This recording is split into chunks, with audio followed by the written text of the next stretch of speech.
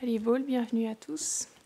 Aujourd'hui, nous allons lire le verset 27 du 5e chapitre du 3e chant du Srimad Bhagavatam. Avant de parler, j'implore les bénédictions de mon maître spirituel, de Srila Prabhupada, de toute l'affiliation spirituelle et de tous les dévots assemblés ici.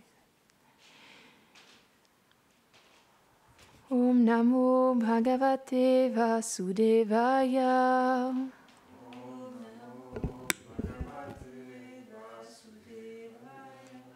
Om Namo Bhagavate Vasudevaya.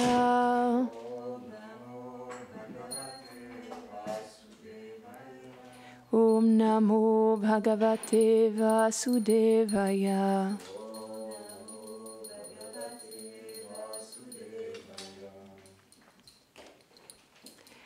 Tato bhavan mahatattvam avyaktat kalakchoditat vijnanatmatma dehastam vishvam vyajam stamo nuda. Traduction. Sous l'action du temps, de l'énergie matérielle non manifestée, apparut le Mahatattva, issu de la connaissance dans le mode prédominant de la vertu, ce qui manifesta l'univers situé à l'intérieur de lui-même et détruisit l'ignorance. Commentaire. D'après Srila Vaishvana Chakravarti Thakur, les 23 divisions de l'énergie matérielle qui vont apparaître par l'influence de la cause et de l'effet sont causées par l'addition de la conscience à travers le pouvoir du Seigneur. Or, de cela apparaît en premier le Mahatattva, la forme indifférenciée de l'énergie matérielle totale et originale, d'où le monde matériel apparaît. Le mot Mahan, le Mahat sans le mot Tattva, signifie ce qui est composé de connaissances qui prédominent de la vertu. Elle est la forme de connaissance par excellence trouvée dans ce monde. Elle existe comme une forme partielle en tant que chit, l'intelligence, dans tous les corps.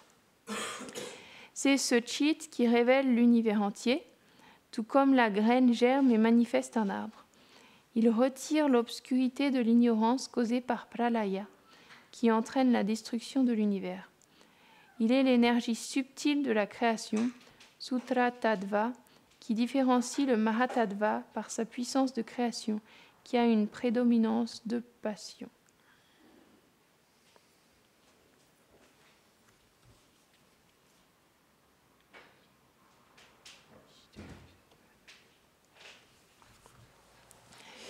Om Agyanatimirandasya Gyananjana Sharakaya Shakshurun Miritam Yena Tasmai Shri Gurave Namaha Shri Chaitanya Manobishtam Stapitam Yena Bhutare Svayam Rupa Karamayam Dadati Svapadantikam He Krishna Karuna Sindhu Dinabonju Jagatpate Gopesha Gopika Kanta Radha Kanta Namostute Tapta Konchana Gorangi Radhe Vrindavaneshwari Vrishabhanu Sutedevi Pranamami Hari Priye Jai Shri Krishna Chaitanya Prabhu Nityananda Shri Advaita Gadadhara Shri Vasari Gora Bhakta Vrinda Hare Krishna Krishna Krishna Hare Hare Hare Rama Rama Rama Hare Hare Vrindaye Tulasi Devyai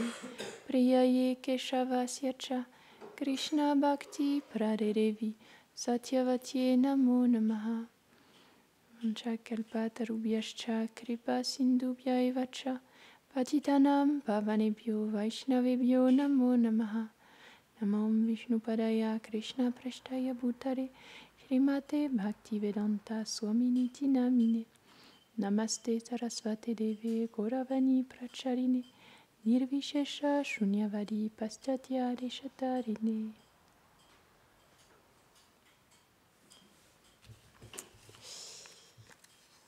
Dans ce monde, quand on vient en tant qu'âme conditionnée, on est tous recouverts par l'ignorance. L'ignorance qui nous empêche de Désolée, j'ai un truc qui nous empêche de comprendre quelle est notre véritable nature. Ce pourquoi on est créé. C'est ça l'ignorance finalement. C'est que on est tous identifiés à quelque chose que nous ne sommes pas vraiment et on est tous ignorants de ce qu'on est véritablement et de pourquoi on est ici. Et, enfin, en tant que les âmes conditionnées, donc c'est de cette manière, elles sont recouvertes par l'ignorance, mais la connaissance, elle est présente en même temps. Les êtres éternellement, ils sont faits d'éternité, de félicité et aussi de connaissance. Et donc, cette connaissance, elle permet de chasser les ténèbres de l'ignorance et de se reconnecter à ce qu'on est véritablement. Et elle est véhiculée à travers les Védas, mais à travers les Vaishnavas aussi qui transmettent ces Védas et qui viennent comme éclairer les âmes conditionnées qui sont dans les ténèbres de l'ignorance et ils leur permettent de cette manière de voir la vérité. Et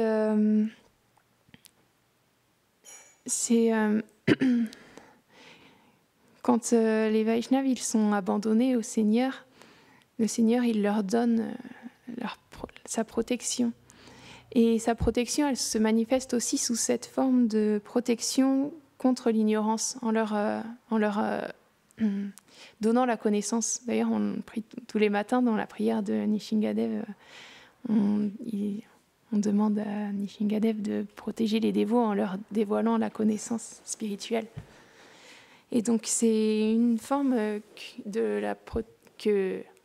c'est une forme que prend la protection du Seigneur. Il donne comme ça 4 sortes de protection contre l'ignorance, contre les mauvaises habitudes, parce que dans ce monde-là, en tant qu'âme conditionnée, on a pris plein de mauvaises habitudes. Et quand on prend l'initiation spirituelle, par exemple, on promet qu'on va suivre certaines règles pour se défaire de certaines habitudes. Et finalement, Krishna, il donne aussi cette protection sous la forme d'éviter les mauvaises habitudes, les erreurs aussi, les anarthas, donc les choses indésirables, et contre les ennemis aussi, il donne sa protection. Donc de cette manière, il y a toutes ces formes de protection que Krishna il donne à ses dévots.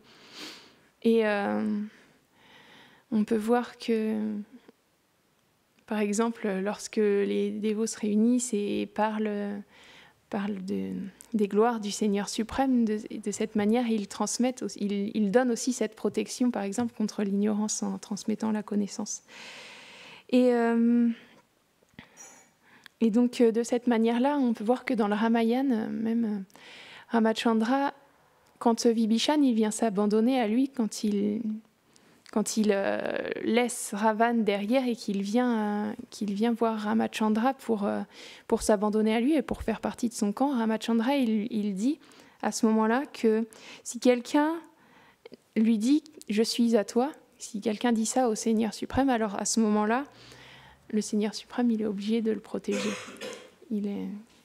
Et donc, c'est intéressant parce que il y a une belle histoire dans le Jaimini Bharat qui transmet comment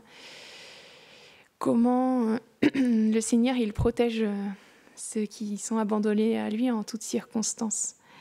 Et cette histoire, elle commence par... c'est Narada Muni qui la raconte à Arjuna.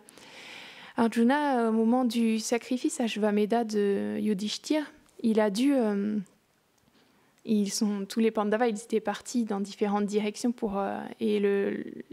donc lorsque un roi ne voulait pas se soumettre pour le sacrifice Ashvamedha, pour reconnaître la position de Yudhishthira, à ce moment-là, il devait se battre.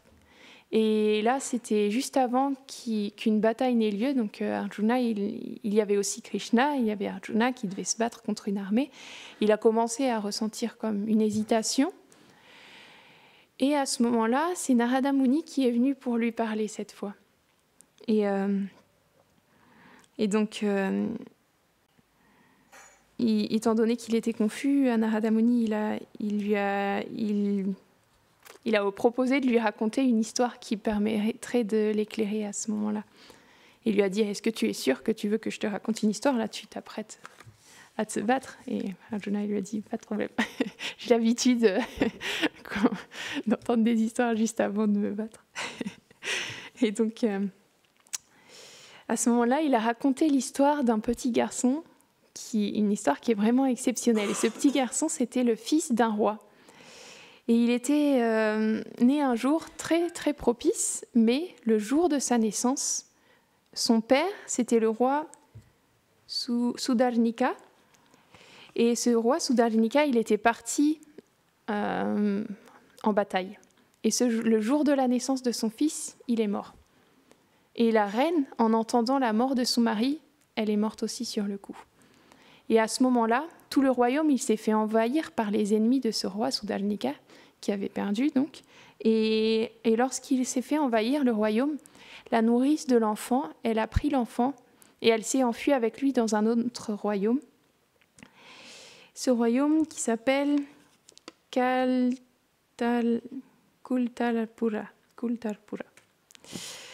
Et donc, dans ce royaume, cette nourrice, elle s'est enfuie, elle s'est occupée de cet enfant et elle a trouvé une place dans les cuisines du roi. Et malheureusement, elle aussi, elle est à un moment, d'une manière ou d'une autre, elle a quitté son corps. Et donc, ce petit enfant, il avait à peine 3 ans, et il s'est retrouvé tout seul, livré à lui-même. Mais il s'expliquait, il allait dans les rues comme ça de l'endroit où il vivait avec sa nourrice, et il était tellement attendrissant, tellement mignon que les gens, quand ils le voyaient, ils s'occupaient de lui. Alors, il y avait une telle personne qui allait lui donner à manger, telle personne qui allait lui donner un bain, qui allait lui donner des vêtements. Et de cette manière, toutes les personnes de cet endroit-là, de ce quartier-là, ils s'occupaient. Et tout le monde s'occupait de cet enfant un peu. Et il a grandi dans cette atmosphère-là, et donc avec cette conscience que tout lui appartenait, mais en même temps, il appartenait à tout le monde. Et un jour, de cette manière-là, il s'est retrouvé chez le premier ministre du roi de cet endroit, de Kultarpura. Et ce premier ministre qui s'appelait... J'ai oublié son nom. Drishtabudi. Et ce premier ministre, ce jour-là, il accueillait plein de brahmanas, et il leur avait distribué du prashad aux brahmanas. Et il s'est assis parmi les brahmanas, cet enfant, et donc il l'a nourri aussi. Il pensait que c'était un orphelin, donc il s'est dit que c'était bien qu'il le nourrisse aussi. Donc il lui a donné, ce jour-là, en plus il venait juste de recevoir des vêtements nouveaux, donc il s'était assis parmi les brahmanas, il avait été nourri par le Premier ministre, et à la fin, il se demandait quand même qui est-ce que c'était cet enfant quand même. Et il y a un des brahmanas qui lui a dit que c'était... Il lui a dit, prends soin de lui parce que c'est pas un enfant ordinaire. Il faut que tu prennes soin de lui parce qu'un jour, c'est lui qui prendra soin de tes possessions et de tes richesses. Alors là, le Premier ministre, Drishtabudi, il s'est vraiment senti menacé. Et il s'est dit que c'était quelqu'un qui allait tout lui prendre finalement. Alors Pardon, je parle trop. Et il a engagé des bandits pour pouvoir tuer cet enfant. Et ils étaient étonnés quand même, c'était un tout petit enfant, tellement innocent, mais pourquoi est-ce qu'il lui demandait ça? Il lui a dit, mais prenez-le, emmenez loin, je ne sais pas où vous voulez, dans une forêt, et tuez-le, et pour me prouver qu'il est mort, je veux que vous me rapportiez une partie de son corps pour prouver que vous l'avez bien tué. Et donc ces bandits, ils sont partis dans une forêt et ils s'apprêtaient, il y en a un d'entre eux qui... Et même ce jour-là, c'est intéressant parce que, juste avant, j'ai oublié de raconter, ce petit enfant, il jouait avec des autres enfants dans les rues et il avait trouvé une pierre noire toute lisse et il l'avait prise avec lui parce qu'il la trouvait vraiment spéciale. Et en fait, c'était un Shalagramshila qu'il avait pris avec lui. Et donc, il avait pris cette pierre et cet enfant aussi, constamment, il chantait des mantras, des noms du Seigneur, en fait, parce que c'est sa nourrice qui lui avait appris comme ça, et donc il chantait tout le temps les noms du Seigneur.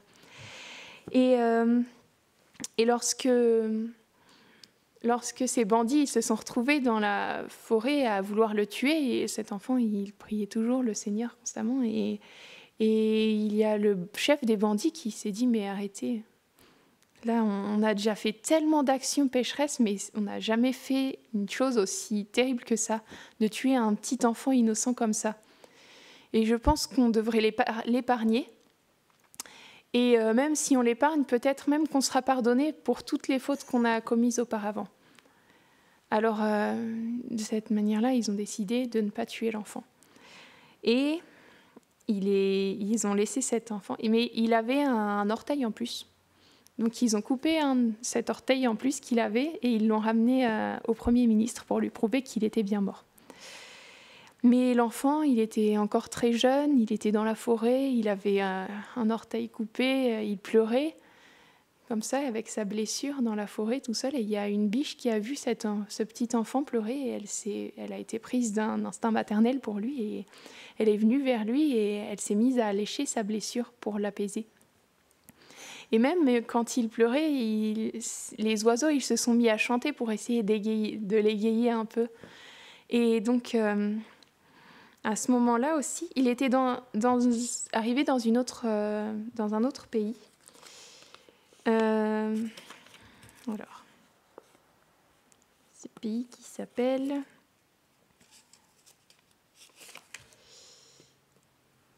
Kulindaka. Non, Kulinda. Et donc, lorsqu'il y avait un roi, le roi de Kulinda, il était dans la forêt à ce moment-là, et il a vu cet enfant qui était suivi par une biche avec plein d'oiseaux qui chantaient autour de lui et qui chantaient des mantras. Il s'est dit, mais qui est cet enfant tellement particulier? Et donc, il est venu et il a essayé d'apaiser l'enfant parce qu'au début, il lui a posé des questions, mais il était tellement triste, il faisait que de pleurer, et donc... parce qu'il était blessé, il était tout seul dans la forêt. Et donc le roi, au bout d'un moment, il a réussi à le pacifier. Et il lui a demandé qui étaient ses parents. Et il lui a dit que son père, c'était Dieu, c'était le Seigneur. Et à ce moment-là, le roi, il a été tellement émerveillé par cet enfant qu'il a décidé de l'adopter. Il l'a ramené à sa reine. Et ils étaient tous les deux tellement heureux. Ils ont fait une grande cérémonie pour souhaiter sa venue, en fait. Et ils l'ont vraiment adopté comme leur fils. Et les astrologues, quand il a fait la cérémonie, ils ont dit que c'était une personne très intelligente et qu'il obtiendrait beaucoup de gloire, de richesse et de renommée, etc. Et donc, ils ont dit aussi que son sourire, il faisait... tomber c'était comme une pluie de nectar qui venait de la lune. Et donc à ce moment-là, ils l'ont appelé de cette manière-là Chandra Hassan, ça veut dire ça, cette pluie de nectar de la lune. Et donc Chandra Hassan, il a grandi dans ce royaume-là comme le prince, comme le fils du roi qui s'appelait le roi Kulindaka et de son épouse. Et il a grandi et il est devenu comme ça une personne... Il était très intelligent, mais il avait tellement de bonnes qualités. Et il est parti à la conquête des royaumes avoisinants. Le roi, il faut savoir que ce royaume-là, c'était un petit royaume qui était dans une situation assez difficile à ce moment-là. Mais le prince Chandra Hassan, il a fait comme une... Comment on dit ? Il est parti en conquête et même il était très compassionné même envers ses ennemis, et de cette manière-là, il a conquis plein de royaumes, il a ramené plein de richesses à son royaume. À tel point que lorsqu'il est revenu avec toutes ces richesses, il a parlé à son père, il a dit qu'il faudrait rembourser parce qu'il y avait plein de personnes pour aider ce royaume qui était dans une passe très difficile. Il y avait plein de personnes qui avaient prêté de l'argent au royaume. Et donc, ils ont décidé de rembourser toutes les personnes qui leur avaient prêté de l'argent parce qu'ils avaient accumulé tellement de richesses. Ils s'étaient développés énormément aussi. D'un petit royaume, c'était devenu vraiment un grand royaume très prospère. Et ils ont décidé de rembourser tous ceux qui leur avaient prêté de l'argent. Et dans ces personnes, il y avait Drishtabudi. qui avait prêté une grosse somme d'argent à ce petit royaume, mais il ne s'attendait pas à être remboursé un jour parce que c'était vraiment une province qui n'était pas assez riche. Et donc il a été surpris de voir qu'il y avait des personnes qui venaient pour le rembourser. Et il était tellement curieux qu'il a décidé de se rendre sur place. Et il est allé, et il a vu que le royaume, il avait tellement grandi depuis la dernière fois. Il a demandé au roi Kulindaka, mais qu'est-ce qui fait que ce royaume, ton royaume est devenu tellement prospère? Il lui a dit, j'ai un fils, il est tellement empli de qualité, et c'est lui qui a fait toute cette conquête et qui a ramené toute cette richesse au royaume. Il lui a dit, mais la dernière fois que je t'ai vu, tu ne pouvais pas avoir de fils. Alors comment est-ce que tu as obtenu ce fils? Il lui a dit, en fait, j'étais dans la forêt en train de me promener et là, j'ai vu cet enfant qui était tout seul, qui était blessé. Il avait eu l'orteil coupé et il pleurait dans la forêt. Et là, le ministre il s'est souvenu de l'orteil que lui avaient rapporté les bandits pour prouver que l'enfant était mort. Et il s'est dit, ah, c'est lui. Alors, il a commencé à se sentir de nouveau menacé par Chandra Hassan. Et... Ah, j'ai oublié de dire... Désolée, je reviens un petit peu en arrière, mais...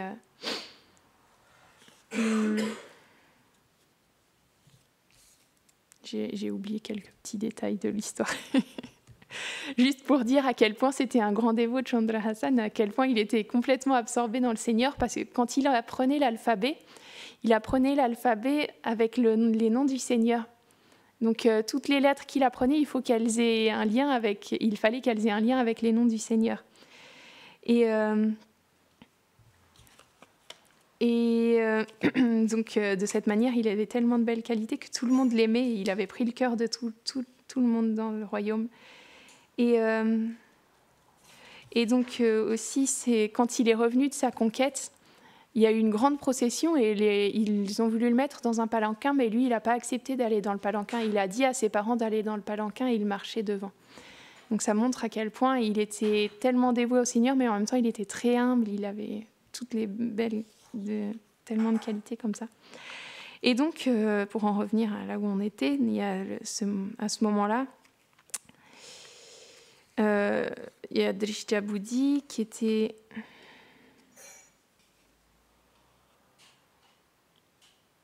Ah oui. Donc, la ville, elle s'appelle Kulindaka, mais le pays s'appelle Chandravati. Et donc, il est venu dans le royaume de Chandravati. Il a demandé au roi Kulinda pourquoi il était si prospère. Et donc, il lui a dit que c'était grâce à son fils. Et à ce moment-là, il a compris que c'était la menace originelle qu'il avait bannie, et qu'il était censé être mort, mais qu'il n'avait pas été tué finalement. Alors, il a demandé au roi, est-ce que je peux rester quelques jours dans ton royaume? Et donc, le roi, il a accepté. Et il a essayé de réfléchir à un plan pour tuer Chandra Hassan, parce qu'il avait toujours cette menace comme pour lui. Il avait toujours ce que l'astrologue lui avait dit qui lui est trotté dans la tête. Donc, au moment, il a fini par trouver une solution. Et il a dit, il est venu voir le roi, il a dit, j'ai un message extrêmement urgent à transmettre au roi, à mon fils, qui était d'une autre ville de Kultarpura. Et donc, il faut qu'il y ait une personne de confiance qui transmette ce message à mon fils. Et donc le roi, évidemment, il a dit,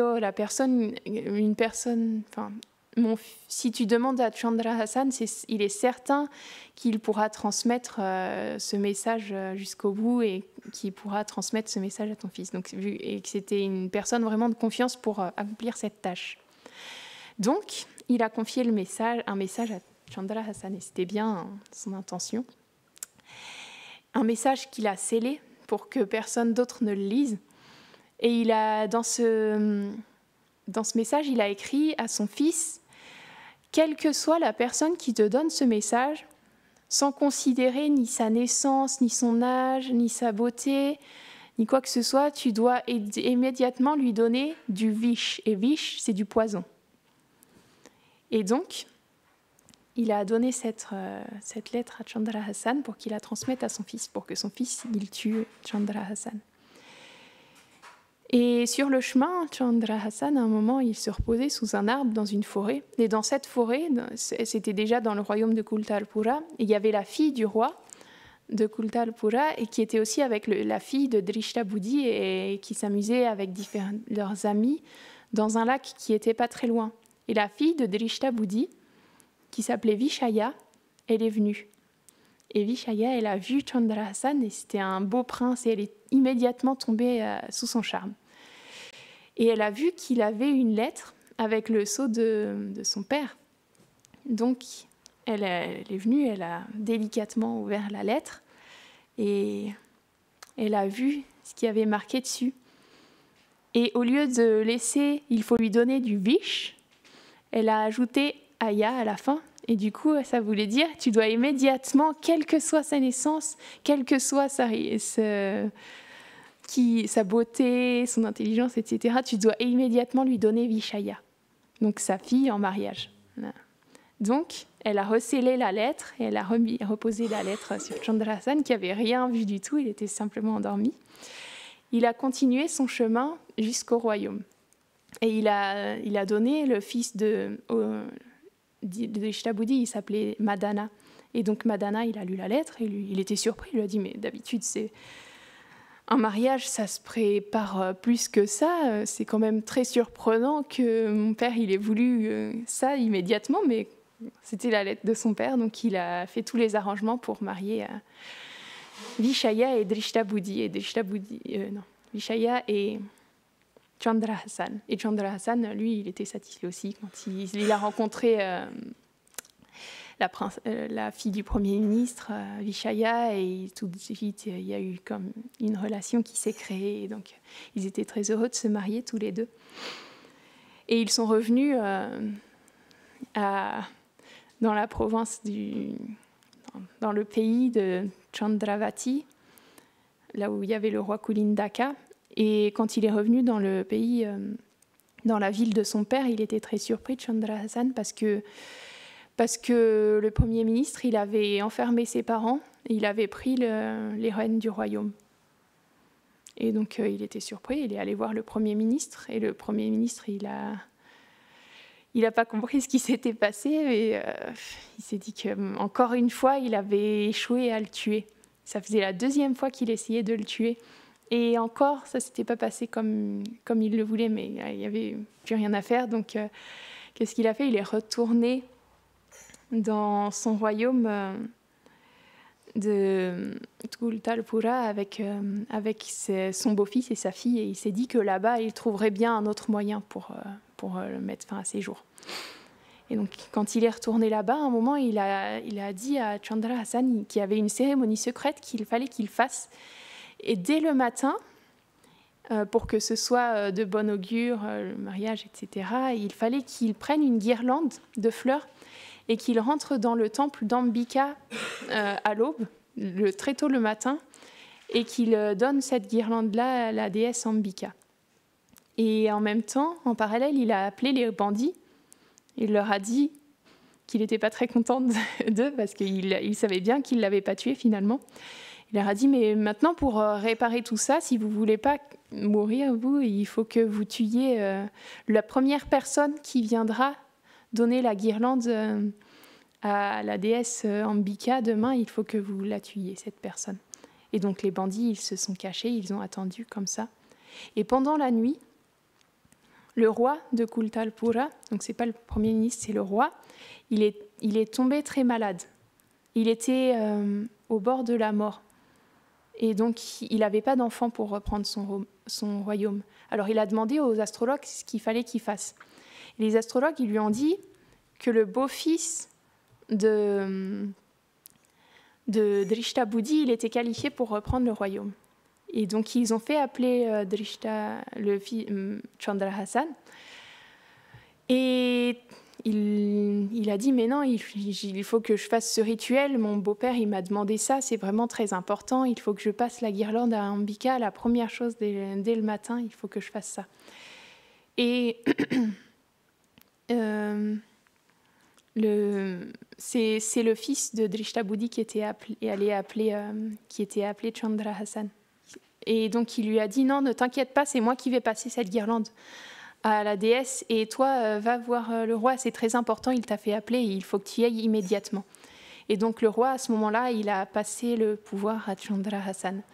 Et Madan, il est allé dans le temple avec la guirlande et c'est lui qui s'est fait tuer.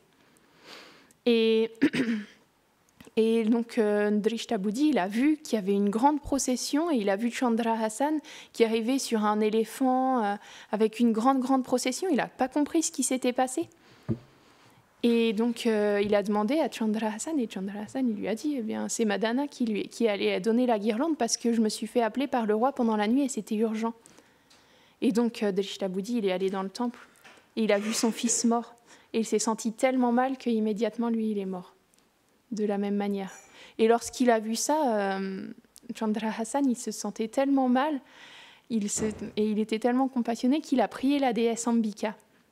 Et la déesse Ambika, elle est apparue devant lui, elle lui a demandé ce qu'il voulait. Il lui a dit « Je veux que tu redonnes la vie à Drishtabudi et à son fils Madan ». Et elle l'a fait. Et à ce moment-là, Drishtabudi, il lui a expliqué toute l'histoire depuis le début. Et donc, à ce moment-là, Chandra Hassan lui a dit qu'en fait, il y a deux choses sur lesquelles, quand on est dans ce monde, on n'a aucun contrôle. C'est la naissance et la mort. Sur ces deux choses-là, on n'a aucun contrôle. Et il lui a dit aussi que la peur et l'avidité, c'est la source de toute anxiété. Quand on a peur de perdre ses possessions et quand on est avide d'en posséder plus, à ce moment-là, on a tellement d'anxiété, on est capable de commettre tellement de choses pour pouvoir remédier à ça. Et donc, Chandra Hassan, lui, il n'avait pas de peur parce qu'il était tellement complètement absorbé, il était complètement abandonné au Seigneur suprême. Il dépendait entièrement de lui. Pas une seule seconde, il dépendait de sa propre force. Et c'est parce qu'il dépendait de lui complètement, c'est parce qu'il dépendait du Seigneur qu'il n'avait aucune peur. Parce que de cette manière-là, il a pu traverser toutes les épreuves, même sans même en avoir conscience. Il était tellement abandonné que le Seigneur, il prenait soin de lui à chaque instant.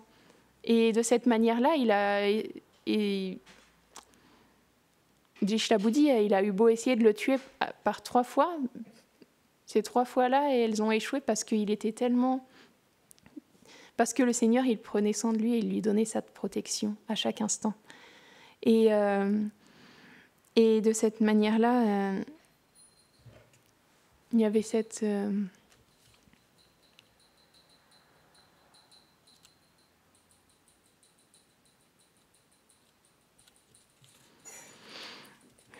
Donc, et à ce moment-là, il a dit que le remède pour cette anxiété et cette peur, cette anxiété qui est due à la peur et à l'avidité, c'est l'amour et la compassion. Parce que si on voit tous les êtres comme des enfants de Dieu, comme des êtres qui sont chers au Seigneur, à ce moment-là, on pourra éprouver de l'amour et de la compassion pour tous les êtres et on n'aura plus peur et simplement on verra le Seigneur en chaque chose et on ne verra plus rien de différent de lui. À ce moment-là, il n'y a plus aucune peur. Et aussi, il a dit que tous les êtres dans ce monde, on peut réaliser que finalement, on est tout seul dans ce monde, que tout le monde est tout seul, on est tous tout seuls. Mais que la seule personne qui peut prendre véritablement soin de nous, c'est le Seigneur suprême. Et donc, c'est la seule personne qui est là à chaque instant avec nous et qui nous accompagne depuis des vies et des vies et des vies. Et donc, c'est de cette manière-là que Chandra Hassan il a donné une grande leçon à... Je suis perdue dans mes papiers. À Drishtabudi. Et Krishna, de cette manière-là, comment Krishna, le fait qu'il occupe la première place, c'est ça qui fera qu'il nous donnera tout. Quand on n'a plus rien d'autre que Krishna, qu'on dépend juste de Krishna, à ce moment-là, il donne sa protection. Et donc, c'est pour ça que toutes ces histoires, elles sont là pour nous rappeler à quel point le Seigneur, il peut être présent dans notre vie. Il est présent dans notre vie. Mais il suffit juste. C'est facile. Mais c'est pour ça qu'on entend toutes ces histoires, parce que c'est pas si simple quand on est une âme conditionnée, mais grâce à ces histoires, on peut petit à petit développer cette avidité pour pouvoir, ce désir de vouloir s'abandonner complètement au Seigneur et de dépendre de lui à chaque instant. Jai Srimad Bhagavatam ki jai.